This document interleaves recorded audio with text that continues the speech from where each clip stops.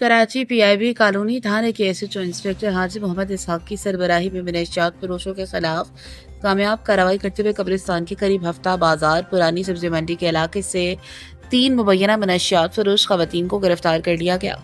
Police के मुताबिक गिरफ्तार मुलजमान के कब्जे से मजमूई तौर पर 1310 ग्राम चर्स और 2400 रुपये नकद रकम बरामद हुई। बरामदगी की तफसील के मुताबिक 1100 ग्राम चर्स और 1500 रुपये नकद, 110 ग्राम चर्स और 600 रुपये नकद, 100 ग्राम चर्स और 300 रुपये नकद। गिरफ्तार मुलजमान की शनाख्त नसरीन और गुड्डी ज़ौजा गुलखार, फरूख ज़ौजा रवि, किरण ज़ौजा खुरम। पुलिस का कहना है कि गिरफ्तार मुलजमान के खिलाफ मुकदमात नंबर दर्ज कर लिए गए, जबकि मरकजी मुकदमा दफा CNS एक्ट 2024 के तहत कायम किया गया है। मजीद तफ्तीश जारी है।